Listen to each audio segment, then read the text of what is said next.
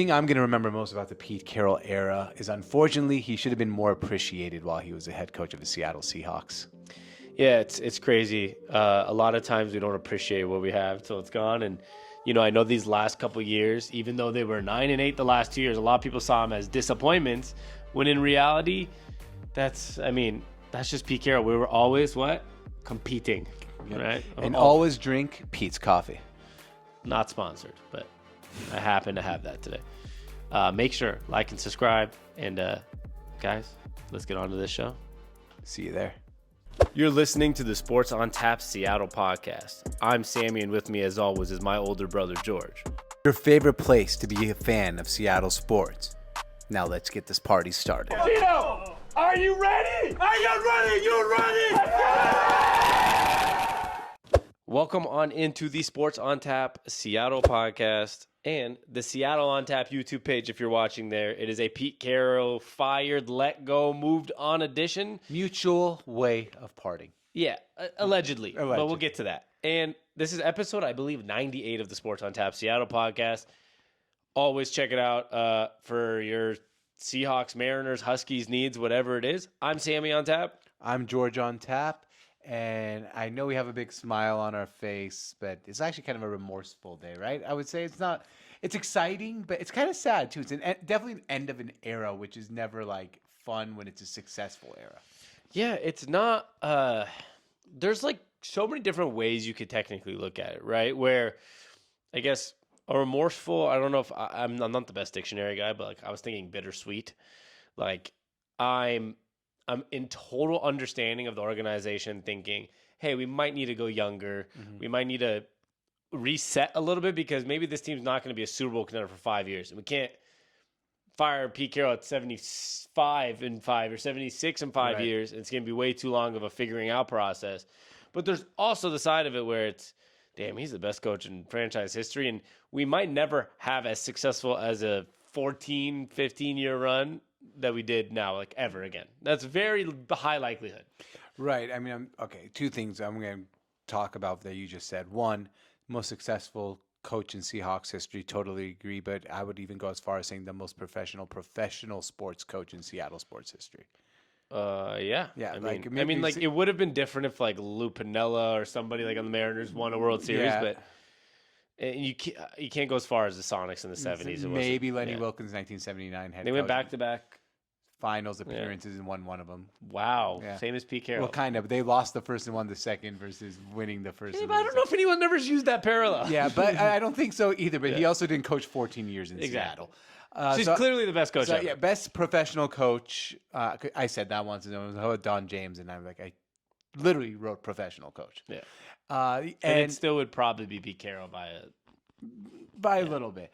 Second thing you said was bittersweet. I kind of feel like the tea leaves were there. I remember Schneider had a quote right after this season, and everyone kind of dismissed it. And I forget what the quote was exactly, but about like there's going to be sweeping changes in the organization from like the top up or something like that. Don't mind me. It's all good. I forget. Do you remember the quote I'm talking about or no? And two, like, do you think this was like a Jody Allen or was this Schneider saying like, I'm going to go get a young quarterback and get a young coach. I love you, Pete, but like make this easy on me. Yeah. I mean, there's some sorry, I'm messing around with lighting. Right it's now, all right, and man. The thing fell. There's some to both of that. Right. But to me, there's a mix of both letting John Schneider kind of let this be his show now. Right. And the organization being ready to move on because there's a couple of things. One, it was very apparent that on Sunday and Monday, Pete Carroll was expecting to be the head coach of the Seattle Seahawks. Mm-hmm. He said on Sunday, I want to be back. I'm going to be back. I'm not worn out. I'm not planning on leaving. Monday, they asked him again at a press conference or on Seattle Sports Radio. I'm planning on coming back. I will be back. I love this team, and I love the guys on this team. I'll be back. For that to happen, and then today's Wednesday, right? It looks like yesterday there was meetings, maybe Monday night and all of Tuesday, for him to say, well, after speaking to ownership and after talking to Jody and all coming to the conclusion that it's maybe the best time to part ways and stay as an advisor. Obviously, this was not I'll say it in two ways. if Pete Carroll was determined to say like, "Hey, I want one more year," probably they would have given him one more year, I believe. But I think this came to a mutual agreement that like, "Hey, this is either now or next year coming to an end." And Pete probably said, like if they feel that way, I'll join in. And he said something at the press conference, which was, "I'm going to give John his chance to now like do his thing," right? Because I'm sure Pete Carroll has had a lot of influence on the draft, on different things. And as being the coach, John hasn't had his new pick. He hasn't been able to go for his Kyle Shanahan's or his, or his Dan Quinn, maybe. Yeah. Like he hasn't been able to rebuild this thing the way maybe exactly how he would want to build it.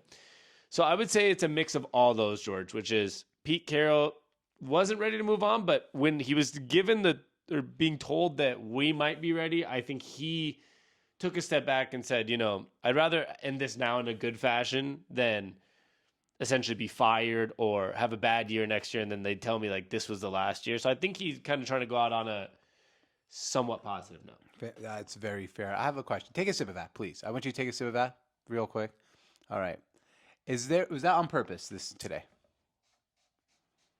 It was not. Pete's coffee. Okay. Spelled different. But that's why I know spelled different. But I was like staring at it. Pete's on Earth. And I was like, I don't know if Sammy purposely stopped at Pete's coffee or not. Well, our gym, Lifetime Fitness, sells Pete's coffee. All right. Well, there you go. Pete's coffee. What a fitting way to pay homage to Pete Carroll with some Pete's coffee today. And high energy. Like that's some Pete Carroll stuff. I will say the guy today, you got to see that too on the press conference. A bit of crying, a bit of pumped up. I love these guys. I love the players. I love this organization, and a little bit of everything in between. But let's cut it back for a second. I want to talk about that, like why it's happening, right? And I did bring this up, so I just want to get it off my chest now. I brought up his little things, right? Like, as you said, he's the best coach in this history. His accolades, basically, yeah. Before we get back to the show, really quick aside, please check out our Mariners Only page if you love Seattle Mariners. This is for a YouTube audience. It's at Mariners on Tap, and we're going to have a Husky page at Huskies on Tap. You can see the links in the description. We also have a website, so always check out SeattleOnTap.com. We'll have some articles sometimes, merchandise, different things. That's where you can find all of our stuff. So please check it out, and let's get back to the show. 14 seasons, Super Bowl champ, obviously going to back-to-back Super Bowls. Winning record on 11 out of 14 seasons, which is a pretty big deal. 137 wins, a 60.6 win percentage. Both are the highest in Seahawks franchise history. 10 playoffs wins since 2010, which is third in the NFL among head coaches. All that, winning culture, very, I would say, maybe not compared to this new generation of coaches, but for his generation of coaches, completely changed the game on how you approach, attitude, how you become a player's coach, because his generation of coaches are hard-nosed, fuck everybody, break knees, I'm angry, I'm Bill Belichick, I won't even answer a question without being angry. I'm Nick Saban, and I'm retiring. Yeah, who's also, he has some happier moments, but also angry. But he was like the last, and those three coaches coached together at one point, Belichick, Carroll, and Saban in the same coaching staff. And Belichick might be gone soon, too, and that would be weird to have Carroll, Belichick, Saban gone at all the same time. But you're right about that. He did bring in that whole new age of coaching where it's not just, hey, what have you done for me lately? You messed up, go run 1,000 laps, and I'm going to tell the media that my players need to be more accountable. It was like didn't do a good enough job. Yeah, so he really changed all that, and now all the coaches in the NFL seem to be like that. And I kind of feel like he was. I'm sure there was like some before him. Buddy Ryan, I guess, way back in the '80s, they said was kind of a player's coach. And Rex Ryan himself, too. Rex Ryan himself. But in general, I feel like he's the first ultra successful head coach to be a player's coach in the NFL. Yes, because you even see there are some that feel like they're player coaches, but you hear in the background like, nobody fucks with John Harbaugh. Like nobody not fucks with him. Like players are still a little intimidated by the Harbaugh style, right? Harbaughs are very interesting in between both of them. They seem like they're loved by their players, but they're also still kind of like disciplined. I don't mess with coach, like in the way, like I don't make him pissed off. But Pete Carroll's new way is kind of what I feel like has rubbed off on a lot of these new coaches. The Dan Campbells. Dan Campbell, what you see is not what you get. What you see is you think he is like, I'm always angry, mad, but he'll cry and do all these different things. Coach, he's a player himself. Yeah, and that's even Mike Vrabel. You would think, but like he's kind of a player's coach and player himself. Yeah, I feel like a lot of that now. I mean, I know Pete brought that in, but maybe he gave the opportunity for the player coach because it's like, hey, you don't have to be a hard ass. You can be a player. You can relate to players. You can have good relationships. You can with be players. positive. You can be positive. You could still be a successful head coach in the NFL. Yeah. And he made that very evident that that's possible. A couple things, George. There's like so many parts to me that it's like, I know. I'm a little like distraught in some weird way. Yeah, but, I just feel, I almost feel I feel blindsided based off of Sunday and Monday when he said, I'll be back. And it was pretty evident to everybody like, all right, he's back. I kind of feel like in a I don't want to say funk, but in a haze. Like I feel like I'm kind of confused. Yeah, that's how I feel actually. It's a little bit confusing situation because, God, I was 16 when he became head coach. I was 21, 22? 21, 22 years old. I still remember where I was exactly. Our dad obviously had a store. Well, not obviously. He's saying that to me because we're brothers. My dad, for all those watching, if you've been to the As Seen on TV stores in all the malls in Western Washington. Alderwood, South Center, Northgate. All of them. Super Mall. Couldn't afford Bellevue Square retail space. Actually, they also wouldn't accept having a As Seen on TV store, which is because it was not the Bellevue Square. It's not Bellevue Square style. He owned all those. So I was at the South Center one, and there was a bar like right next to it because it was by the Rainforest Cafe. And I was going. I think it was around the same time. There was some bowl games going on when he got hired. I forget exactly what was going on, but I kept leaving the store. And I was managing it. Someone else was working. I'd walk over there, look at the bar, and check the bar. And then all of a sudden, it popped up. Pete Carroll, head coach, Seattle Seahawks. Like I remember exactly where I was. Yeah, and you're like what, the USC guy, like Matt Leinart, Reggie Bush, like oh damn, he just won 2 national championships in college. And you know what I thought? What? I was too collegiate. There's no way he'd do well in the NFL. The college coach, not an NFL guy. One of those. He's too soft. Well, we've seen that happen before. He did come to the NFL originally. Yeah. And you've seen guys like Bill Belichick, even, who is now considered the greatest coach of all time, fail with the Browns. And I put fail in quotes. Or Nick Saban, who just retired today, came to the Dolphins, failed, and left. Or, sometimes it doesn't. Sometimes somebody's better at one than the other. But Pete Carroll is, one of 2 coaches ever, or the only one ever, I think. Or was it one of 2? No, Jimmy Johnson won both. Jimmy Johnson and Pete Carroll. Are those the only 2? I think they're the only 2 in history. I think there's one more guy, and oh my God, if I don't remember the name, I'm going to be really upset. And he also was a Cowboys head coach. All right, I forget his name. Or maybe it was a Dolphins head coach. No, a minute. Barry Switzer. Barry Switzer, yep. That's the one. Jimmy Johnson, Barry Switzer, and Pete Carroll are one of only 3 coaches to win a Super Bowl and a college national championship. So your assumption when he first got hired that I don't know if it can relate is very common. We've seen it not relate sometimes. We've seen some people relate but not be able to win on both sides. Jim Harbaugh's probably, a lot of people speculate he's coming back to the NFL because he probably wants to get both. Speculate. I mean, right? no, I think, okay, like at first God, I know Seattle fans don't like him very much, but God, how great of a hire would that be?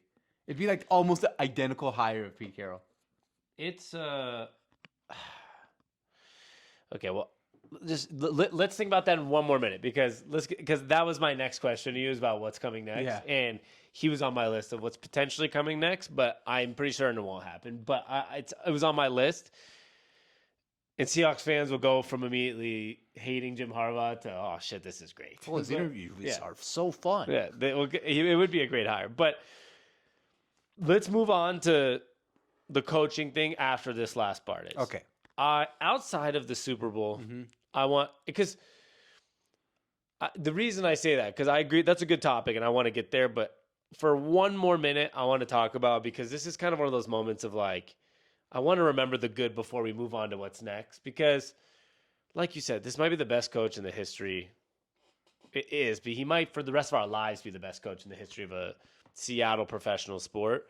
And what are you going to remember most outside of like, I'm not, when we won the Super Bowl, like that's everyone's answer, but like what makes you, think about Pete Carroll, like when you're looking in the future and you're watching Seahawks games and, I put that meme of Vince McMahon crying, but it's like, Dad, how good was Pete Carroll? Yeah. Like, what is your like final thoughts and memories? Because it got weird at the last couple of years. A lot of people wanted him out after being a legendary head coach. And All right, yeah, I have my answer then. what is it? Not appreciated enough. Yep. That's Damn. like all I would say is we complained about him way too often, and I know the last few years were not perfect, but goddamn, this year was an unsuccessful year. We finished 9-8. Yeah. That's 2 a years in a winning row. record. 2 years in a row, after losing arguably the best quarterback in franchise history. I mean, he was the best quarterback franchise. I mean, Geno's He is. numbers for these last 2 years have pretty much been just as good as Russell Wilson's, I but know, he won. we know Russell Wilson is the best. For me, that was one of them I was going to say is the appreciation thing. It kind of goes to Russell Wilson too. Like Right. we should have appreciated what we had, even though Geno's been fine, but just that was your quarterback who won a Super Bowl, right? It's like, I'm sure a lot of Patriots fans wish they appreciated Brady Belichick more. Right.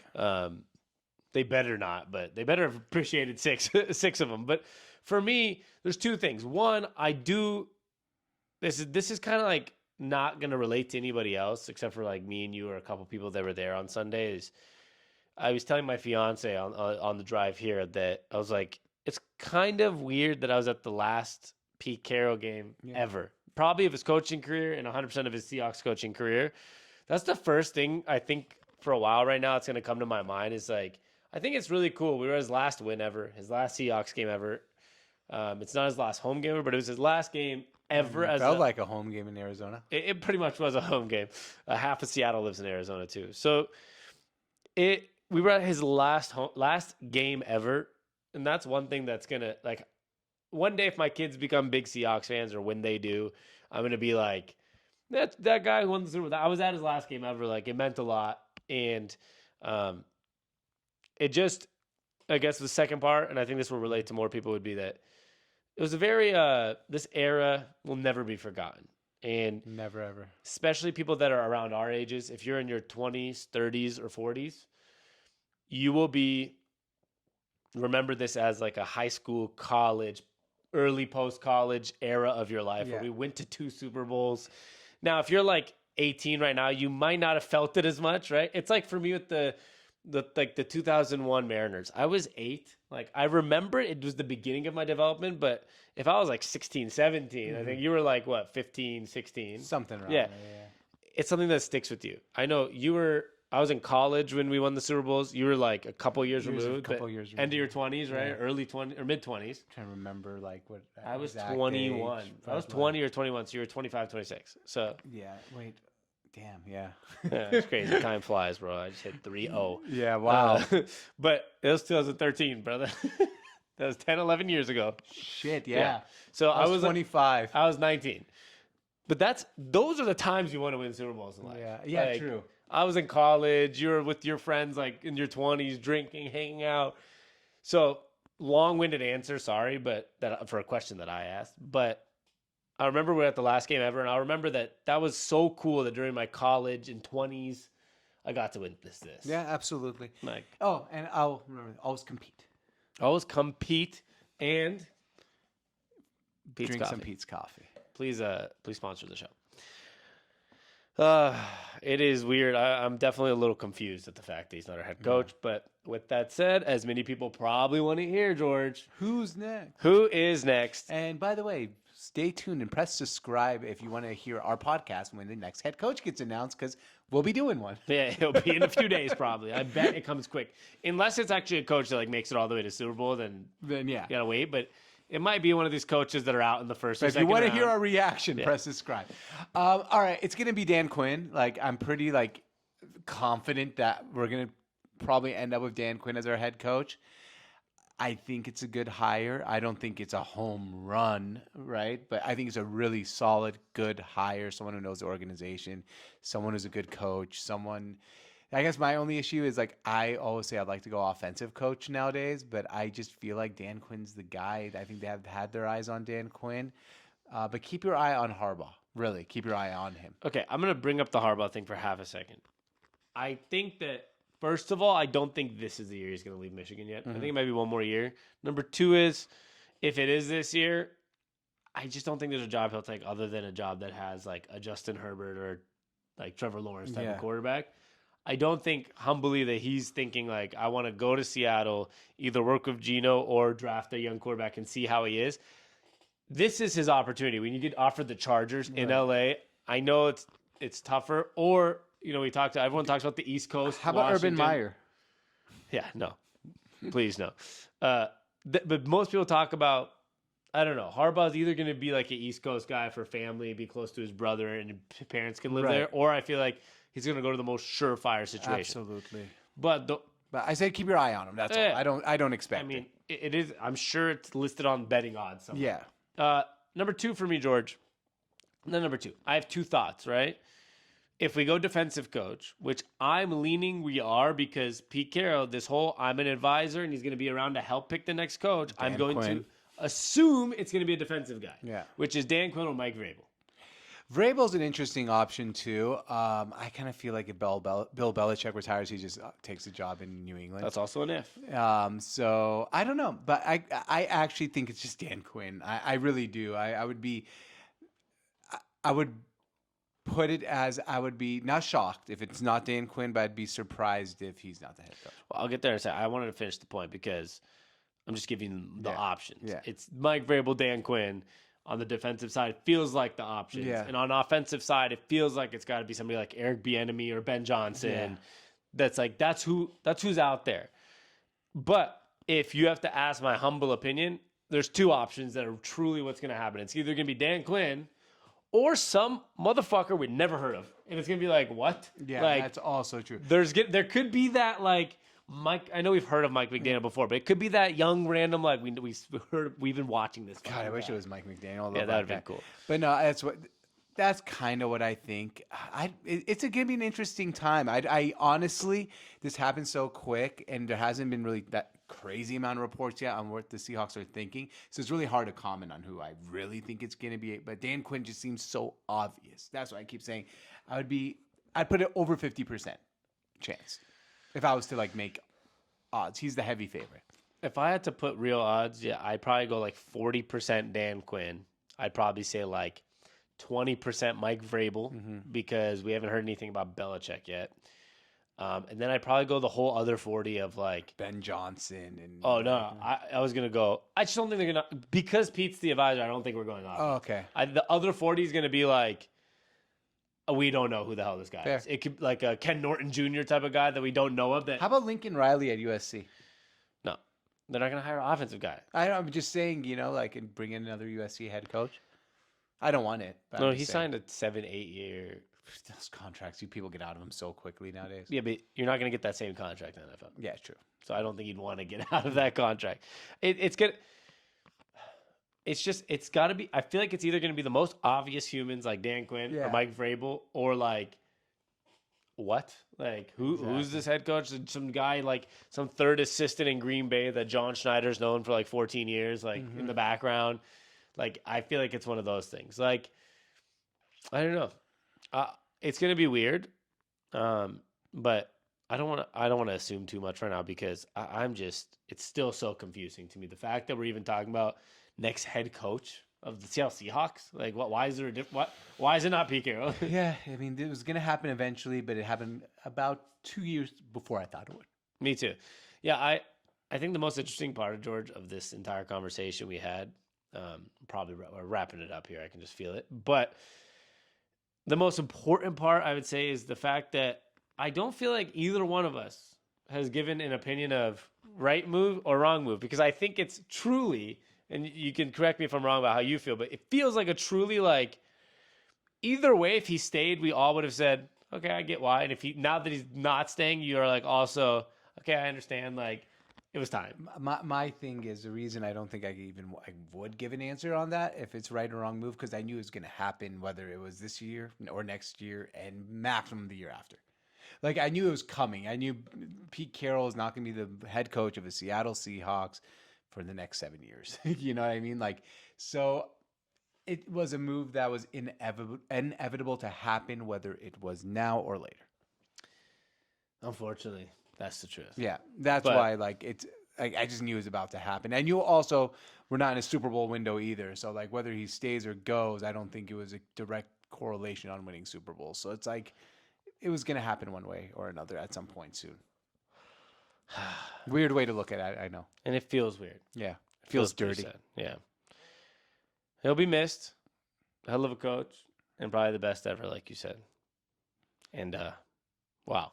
And great guy, by the way. No, Yeah. I mean I don't think anyone argues about his personality. So Yeah, just go watch the press conference today and keep tissues by you. yeah, the crying, the care and love for everybody, it means a lot. You can tell everything. Everything to him means a lot here. Well, All right. Sammy, I just want to say this would be the last end of an era, last podcast of the Seattle Seahawks Pete Carroll era. Yep. Well, he'll probably be mentioned on the next one when we get a new coach. But Yeah, but his era is now Yeah. over. So that was the last one of the Pete Carroll era. yep. Well, all love to him. Best of luck for whatever he's doing with the Seahawks. And guys, like and subscribe, and we'll be back. And make sure you check out all the links in the description. We got a Mariners only page now, Mariners on tap. We're going to have a Huskies page. So check out the links in the description. And if you want to listen to any of our podcasts, Mariners, Seahawks, whatever it is, if you're watching on YouTube or listening, either way, it's the Sports on Tap Seattle podcast. And we appreciate all love and support. Thank you guys. Appreciate it. And we'll be back next time. And George, you know what we like to say. Thanks for stopping by.